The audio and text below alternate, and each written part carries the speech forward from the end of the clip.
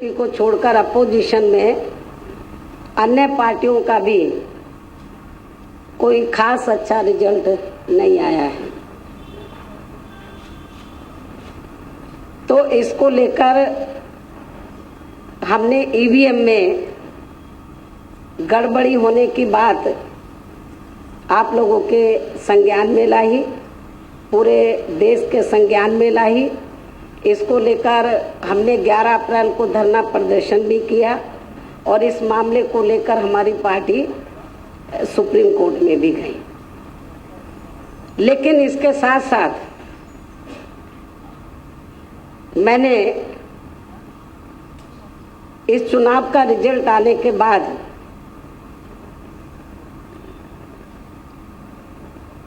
अपनी जिम्मेवारी को निभाते हुए तो ये भी मैंने महसूस किया कि ईवीएम के साथ साथ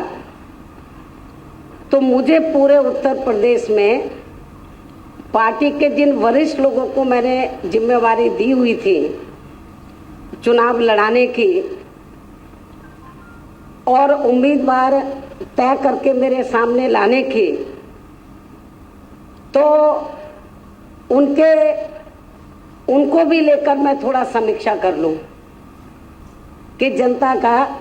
जो क्षेत्र की जनता है जो बीएसपी से जुड़ी है उनका क्या कहना है। ईवीएम तो में तो गड़बड़ी एक मुख्य कारण रहा है। हमारा वोट प्रतिशत कोई ज़्यादा कम नहीं हुआ है, लेकिन सीटें हमारी काफ़ी कम हुई हैं ईवीएम में गड़बड़ी की वजह से। लेकिन मैंने ये महसूस किया कि जो पश्चिमी यूपी है, उत्तर प्रदेश में पश्चिमी यूपी, खास तौर से जो मुस्लिम बहुल्य एरिया है, तो मैंने नसीमुद्दीन सिद्दीकी को पिछले कई साल से उधर लगाया हुआ था, ये सोचकर कि ये मुस्लिम समाज से ताल्लुक़ रखते हैं, तो ये दलित, पिछड़े और अपर कास्ट समाज के लोग तो बीएसपी से जुड़ी रहे हैं, वो इनकी वजह से जुड़ने वाले नहीं हैं, लेकिन ये मुस्लिम होने के नाते अपने समाज को बीएसपी में जोड़ेंगे, ये सोचकर मैंने इनको उधर लगाया था। लेकिन चुनाव का नतीजा आने के बाद तो पश्चिमी यूपी से और उत्तराखंड से भी और लखनऊ मंडल के जो पार्टी के जो हमारे डिस्ट्रिक्ट के लोग थे, विधानसभा के लोग थे, पार्टी संगठन के, उन्होंने मुझसे ये कहा कि बहन जी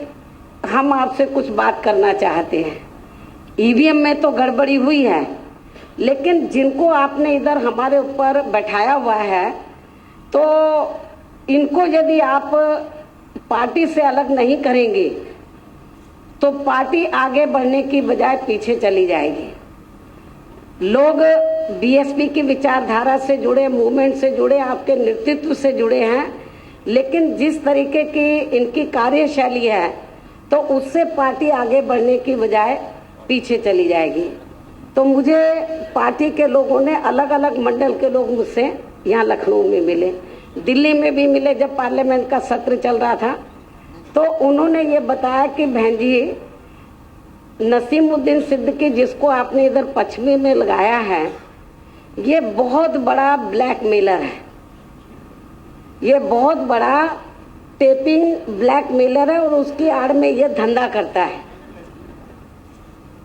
ये पैसा कमाता बहुत बड़ा ब्लैकमेलर है। और जो सही लोग हैं पार्टी के, तो उनके सामने इस किस्म की बातें करता है और उनको प्रवोक करता, उकसाता है, उनकी बातें टेप कर लेता है जो सही लोग हैं, और जो इसकी जेब के लोग हैं तो उनको आगे करने के लिए उनको फिर डराता है कि बहन जी ये टेप हम बहन जी को सुना देंगे तो बहन जी आपको पार्टी से निकाल देगी, आपको पद से निकाल देगी, आपको टिकट भी नहीं मिलेगा। तो इस तरीके से जो टॉप के वर्कर थे उनको साइडलाइन इन्होंने किया, जो इनके जेब के लोग थे तो उनको ये आगे करते रहे और वो टेप के जरिए लोगों को डराते रहे और लोगों से पैसा भी इकट्ठा करते रहे कि देखो मुझे अभी इतना पैसा चाहिए, और मेरे को आप पैसा दो। उनको पैसा भी उनसे उगाते रहे और उनको डराते भी रहे। तो मैं सोचा कि ये हमारे लोग ऐसी बातें मुझे क्यों बोल रहे हैं। तो आज मुझे मालूम हुआ कि जो आप लोग उसकी प्रेस कॉन्फ्रेंस में गए थे कि जो पश्चिमी यूपी के लोग कह रहे थे कि ये बहुत बड़ा टेपिंग ब्लैकमेलर है, ये पार्टी का हितैषी आदमी नहीं है। आज ये स्पष्ट हो गया है कि जो आदमी बीएसपी में रहकर जिसको इतना बढ़ावा दिया हो,